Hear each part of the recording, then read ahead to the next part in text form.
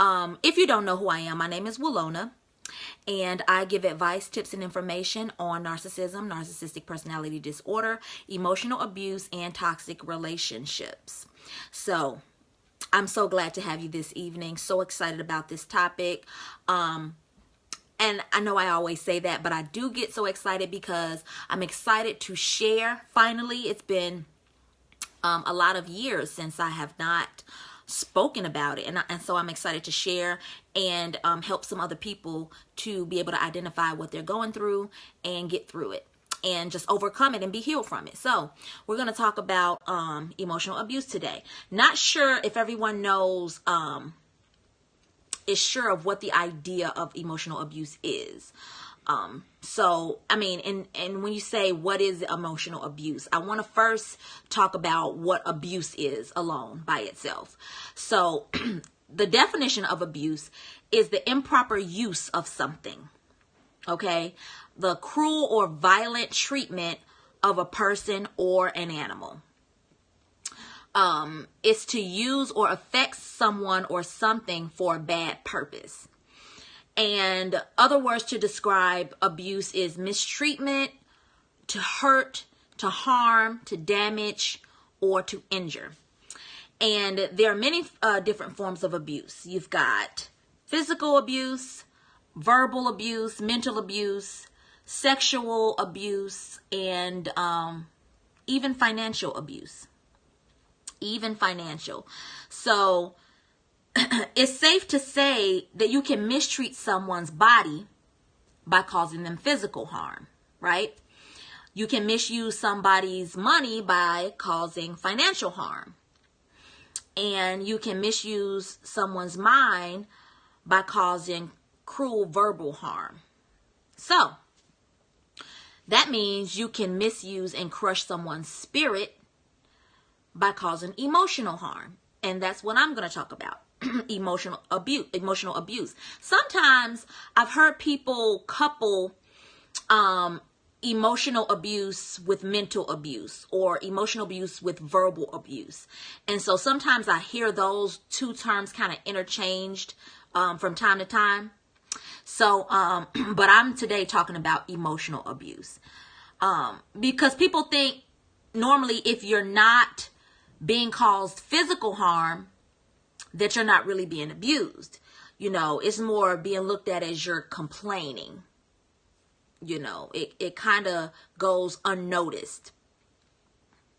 So, and it's really not that I'm comparing the two to say that one is more higher ranking than the other one, you know, because both are horrible. Any type of abuse is horrible. So it's not to compare it or to say that one is on a higher level than the other one. But I know with emotional abuse, it causes internal scars that people can't see.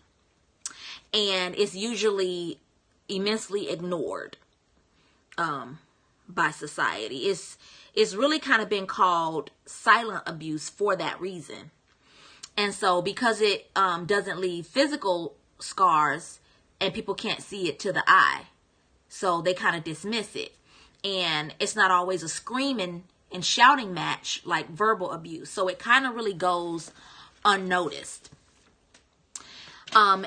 It's been said that emotional abuse is more psychologically traumatizing than physical abuse. And I think why they say that is because with physical abuse, there are periods of breaks to where the person is not being physically harmed. They're not being physically harmed 24/7. And that's not to downplay it or minimize it at all. But I'm thinking that that's maybe why they say that emotional abuse is more traumatizing. Because with emotional abuse, it's constant. It's something that it goes on a consistent basis throughout the course of a relationship all the time. And so emotional abuse is defined as this. It's an attempt to control through a cycle and pattern of manipulation tactics that causes psychological trauma. Now, like I said, we hear emotional abuse tossed around all the time. So we need to kind of draw a distinct line about what's not considered emotional abuse. So if you have an argument with someone, that's not abuse. You know, couples argue all the time. You know, they have disagreements, and just because someone has an argument or disagreement, that's not considered abuse. If a person is being honest with you about something, that's not considered abuse. You know, you have to be able to take criticism and let someone be honest with you without you taking offense to it. You know, if you're thinking that that's emotional abuse, you're probably a little bit sensitive. So that's another one that's not emotional abuse. If you break up with someone, and I'm not talking about hoovering like we talked about in one of my other periscopes. I'm not talking about hoovering with a narcissist. I'm talking about someone that just breaks up with someone.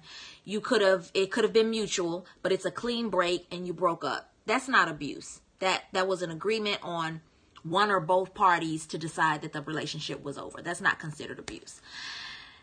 If you react or respond to something someone said or did to you, that's not considered abuse either, because you have a right to respond. Just as I stated before, if someone is honest with you about something, you have a right to disagree with them. So you have a right to react on that statement and respond to it. So that's not considered abuse. It's not even considered abuse, emotional abuse, if you yell. People yell all the time. You know, in a heated argument or discussion, I really think everyone in their lives has pretty much yelled at some point. So that's not really considered emotional abuse either. Now, let me stop for a second and just pause for a second and say this. It's not to say that people who emotionally abuse people do not physically abuse people, because sometimes it goes hand in hand. What I'm saying is, with a narcissist, they don't usually physically abuse people. And the reason why I say that is because, you know, they want their false self to be looked at in a good light. And they know that that will be looked down upon. And they don't want to feel shamed or guilty about anything. So usually with narcissists, they won't physically abuse you because they don't want something like that to get out and look bad.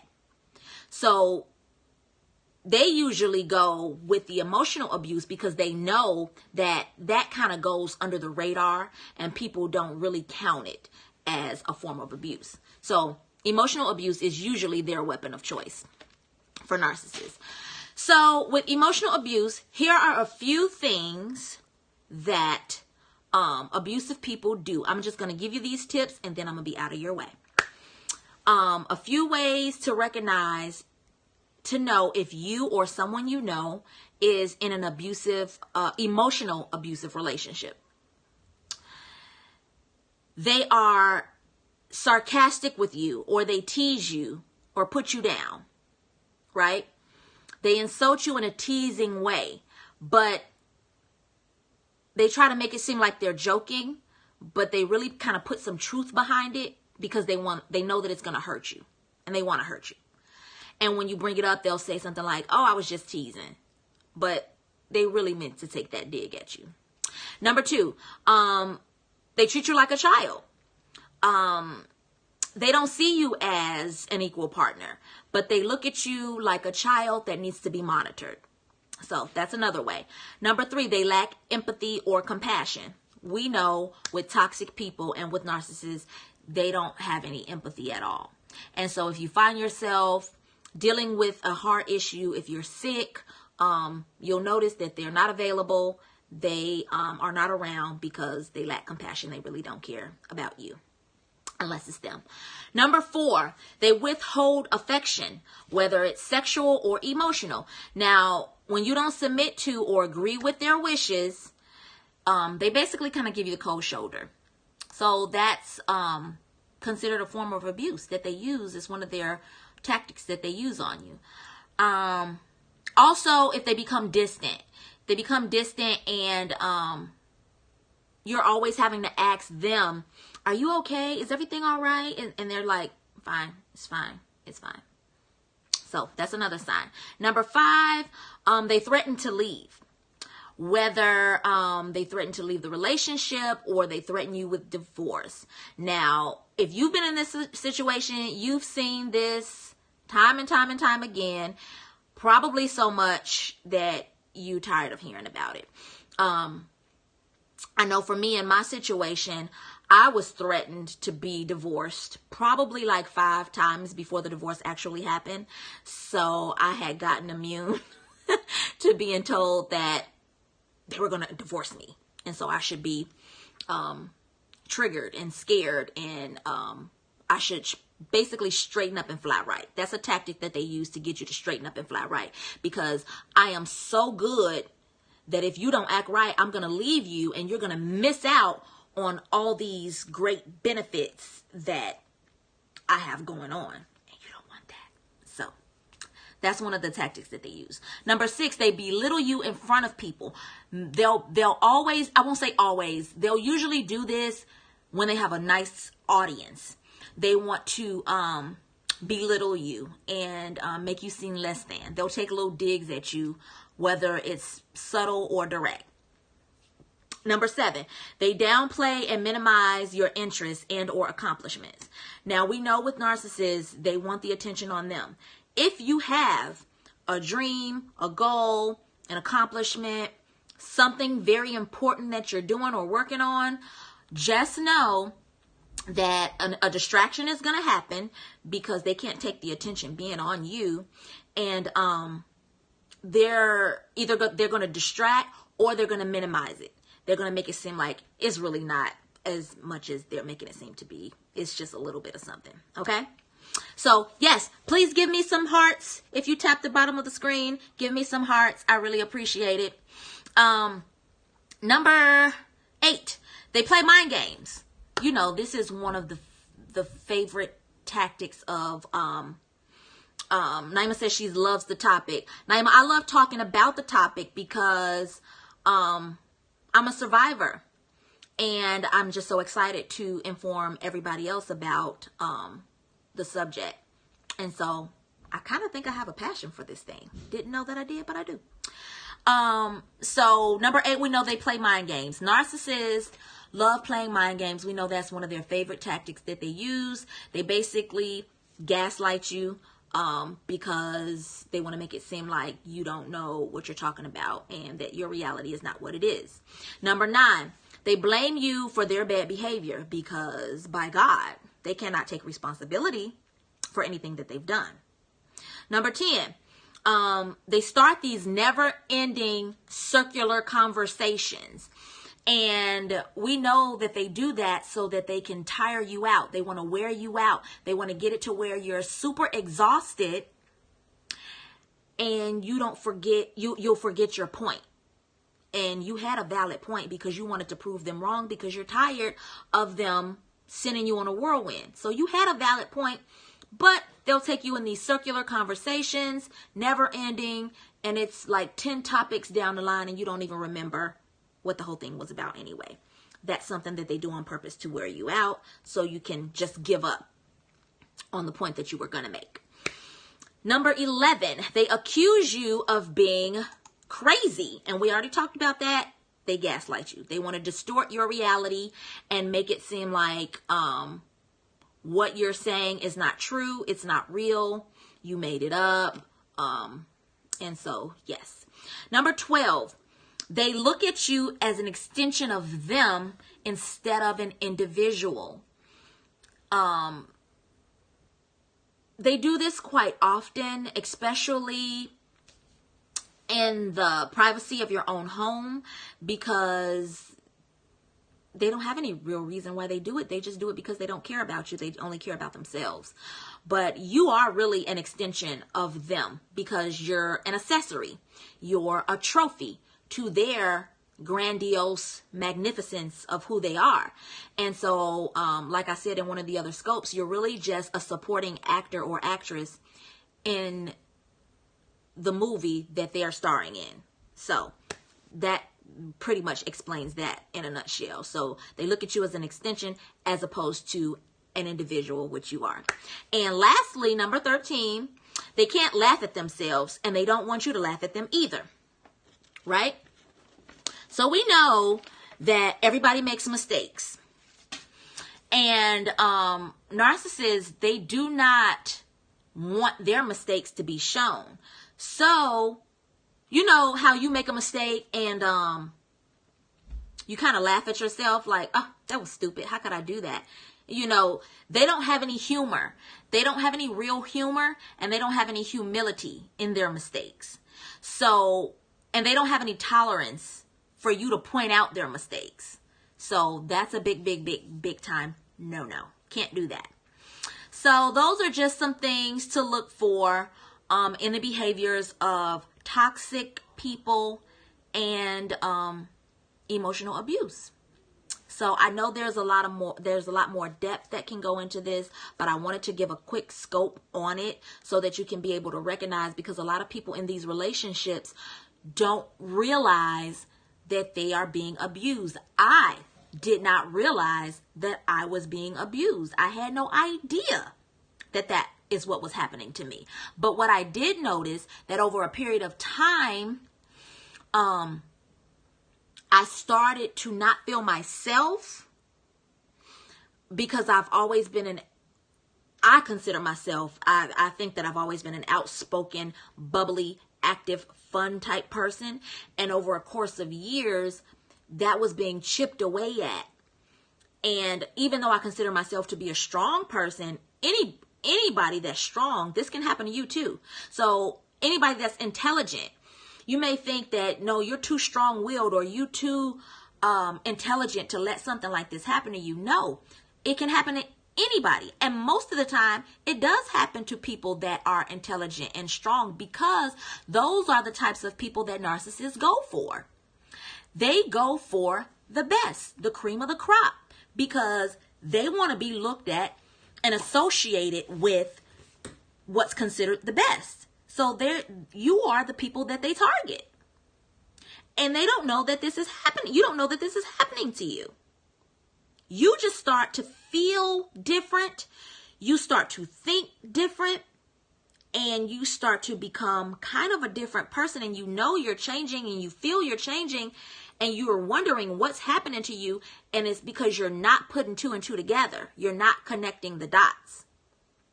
I'm here to put a name to what you're going through. You're being emotionally abused. You're in a toxic relationship. May not necessarily be with the narcissist, but it's definitely toxic. So,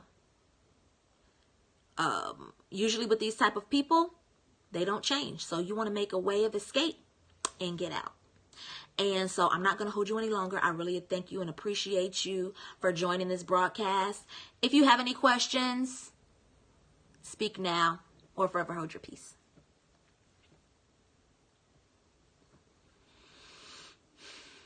Any questions?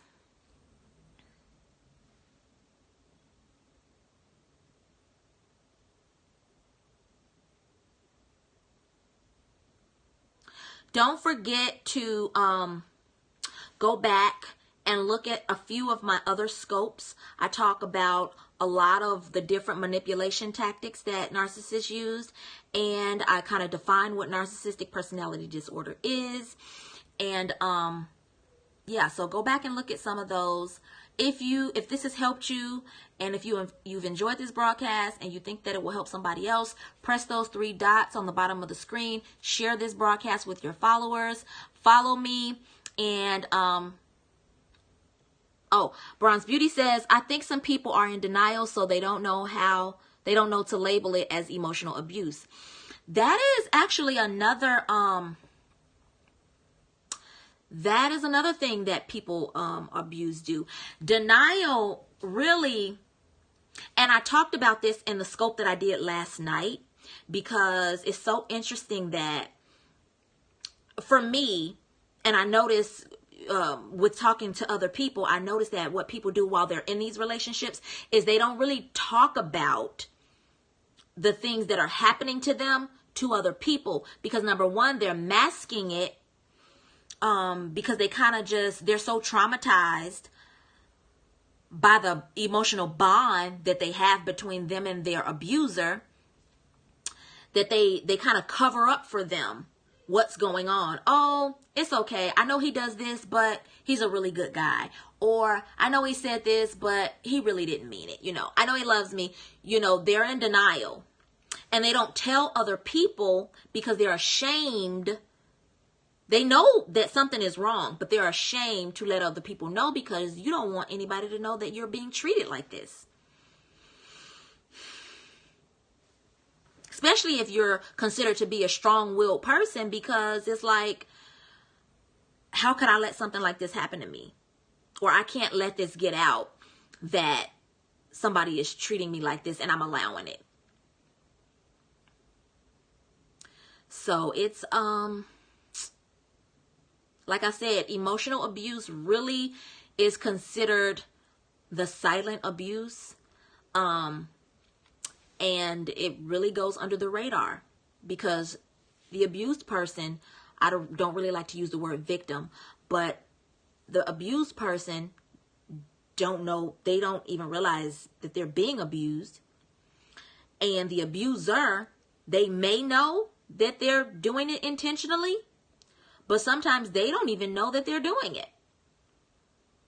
Nonetheless, it is abuse. It is abuse. And you need someone in your life to be able to help you point that out and say, this is what it is. So the list that I gave you will help you, but that's not a conclusive list. There's so many other things that I haven't added. So don't think just because what you're going through is not in the list that I gave. There are so many more things that happens to people that I didn't include. I just didn't want to take up a whole bunch of time today. But yeah, there's so many other things that happens to people. There's so many other ways that abusive people abuse people. So many different tactics that they use. So the first step to getting out of the situation is to be able to recognize. I want to help you be able to recognize what it is you're going through so you can put a name to it so that you can understand that this is not right.